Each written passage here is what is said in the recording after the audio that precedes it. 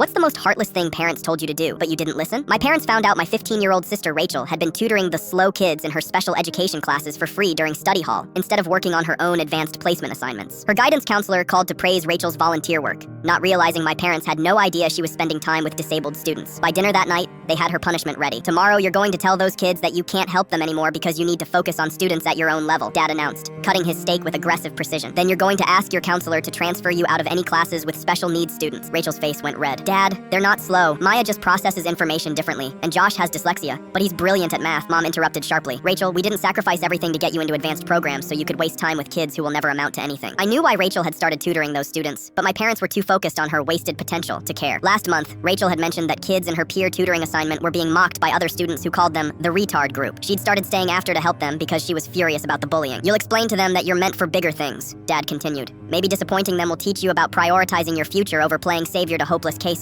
Rachel stared at her untouched plate. 3 of those kids had already improved their grades significantly with her help. That night, I found Rachel in her room researching colleges with strong special education programs. She'd been secretly considering switching her career goals from pre-med to special education because of how much she loved working with these students. They're going to think I'm just another person who gave up on them, she whispered. Instead of letting her abandon the students, I went to school early the next morning and found her tutoring group in the library. Maya, Josh, and 3 other students were waiting for Rachel with their homework spread out on the table, excited to show her their progress from the night before. I sat down with them and explained that Rachel's parents wanted her to stop tutoring because they thought she should focus on more advanced students. Maya, who had Down syndrome, looked confused, but Rachel said we're all smart in different ways. Why do her parents think we're not advanced? Josh, the kid with dyslexia who was incredibly gifted at math, shook his head. My mom always says people who judge others by their worst subjects don't understand what intelligence really means. These kids weren't slow. They were insightful, thoughtful, and more emotionally mature than most teenagers I knew. Instead of telling them Rachel couldn't help anymore, I asked if they'd be willing to show my parents what they'd learned. We could present our project on different types of intelligence, Maya suggested. That afternoon, I brought my parents to the school library, where Rachel's tutoring group had prepared a presentation about their academic progress. Maya stood up confidently and explained how Rachel had helped her improve her reading comprehension by 40%. Josh demonstrated advanced calculus problems he'd solved using techniques Rachel taught him to work around his dyslexia. My parents sat in stunned silence as these hopeless cases displayed knowledge that impressed even the teachers who'd gathered to watch. Rachel's guidance counselor pulled my parents aside afterward. Your daughter has a gift for reaching students that other methods can't help.